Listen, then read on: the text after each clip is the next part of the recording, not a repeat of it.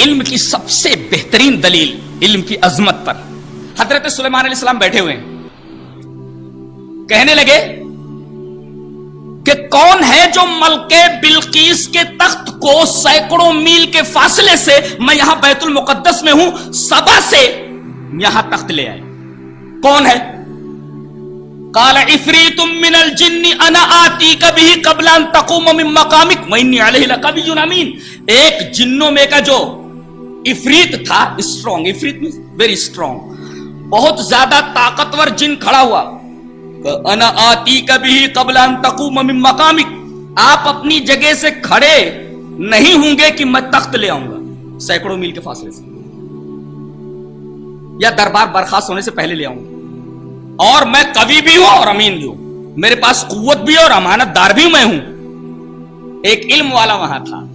قال الذی عنده علم من الکتاب انا آتیک بہ قبل ان یرتد الیک طرفک، جس کے پاس کتاب کا ایک مخصوص علم تھا، اس نے کہا کہ تو کیسی بات کرتا ہے، دربار برخاست ہونے میں کافی ٹائم لگ سکتا ہے، میرے پاس کتاب کا ایک علم ہے، میں اس علم کے ذریعے اس مادی شے کو سینکڑوں میل کے فاصلے سے چشم زدن میں لا سکتا ہوں، پلک جھپکتے ہی لا سکتا ہوں۔ اور اس کی زبان سے یہ بات نکلی ہی تھی کہ تخت آ گیا، فلما رآہ مستقرا عنده، دیکھا کہ پلیس بیفور ہم، ان کے سامنے تخت رکھا ہوا، قال ھذا من فضل ربی۔ آج کہتے ہیں کہ ہم نے جنات کو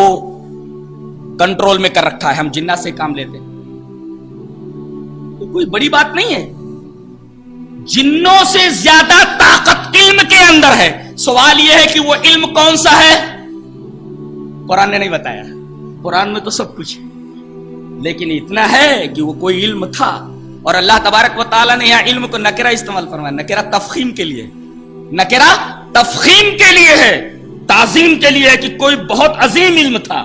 قال، بتائیے آج تصویریں آ جا رہی ہیں، آوازیں ہم سن لیتے ہیں ہزاروں میل کے فاصلے سے،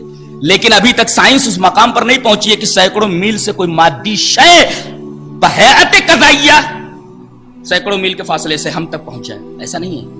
وہاں وہ کون سا علم تھا کتاب کا جس علم کے ذریعے سینکڑوں میل کے فاصلے سے قرآن حکیم کہتا ہے کہ مادی چیز اٹھ کر